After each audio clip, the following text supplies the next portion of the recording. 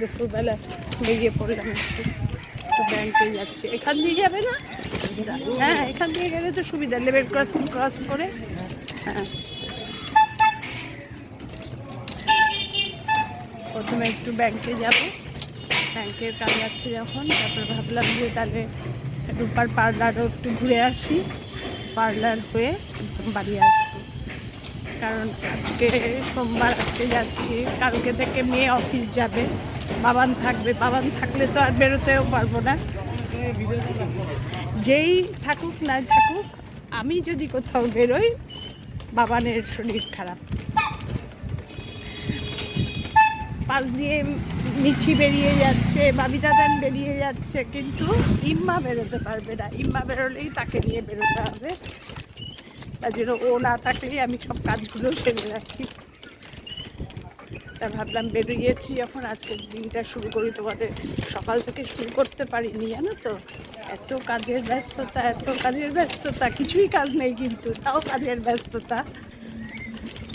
যেহেতু বেড়াতে যাবো ঠিক হচ্ছে,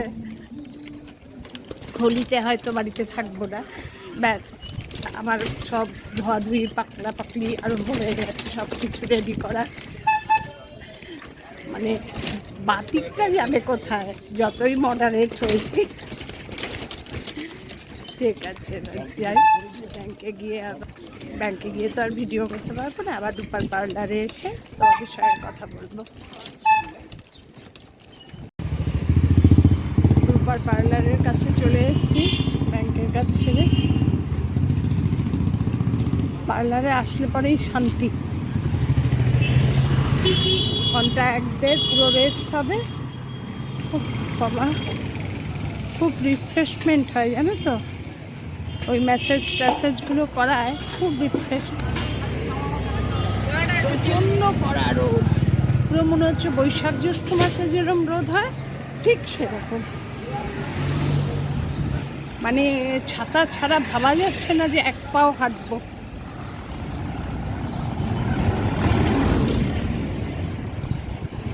তাই আজকে পার্লারে আসার কথা ছিল না, ভাবলাম যখন ব্যাংকে আসছি একই রাস্তায় কাজটা সেরেই যাই, আবার নাহলে আরেকদিন বেরোতে।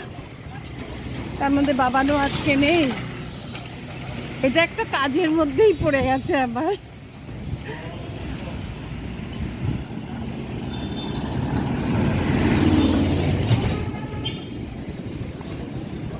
এই এসে গেছি,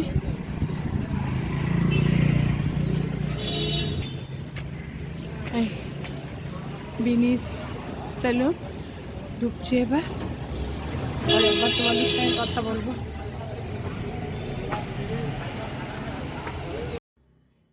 এই পার্লার থেকে বাড়ি ফিরলাম, দেখো কীরকম রথ দেখা, কলা বেচা দুটোই হয়ে গেল। গেলাম কাজ করতে, আবার একটু সাজুগুজুও করে চলে আসলাম। এই হচ্ছে মানে কি বলবো সংসারী মানুষের কাজ। এদিকে কাজও সারা হলো, সাজুগুজুও হলো। আজকে ভিডিওটা তাহলে এখানেই শেষ করলাম তোমাদের সঙ্গে। এই একটু কাজ সারলাম, তারপরে রূপার পার্লারে গিয়ে একটু সাজুগুজু করে। রূপার পার্লারে গেলে না ভীষণ টাইম কনজিউম প্রায়, আর ওরা এত ভালো করে না, সে তো ওরা 1 ঘন্টা 1/2 ঘন্টায় করে ছেড়েই দিতে পারে না, ওরা ভীষণ ভালো করে। এই গিয়ে ঢুকেছি প্রায় 2টোয়, এই বেরোলাম 6টায়, 4 ঘন্টা টাইম লাগলো রূপার পার্লারে। ওর পার্লারটা হচ্ছে ঢাকুরিয়া লেভেল ক্রসিংয়ের ওই পারে, ভীষণ ভালো, ভীষণ ভালো।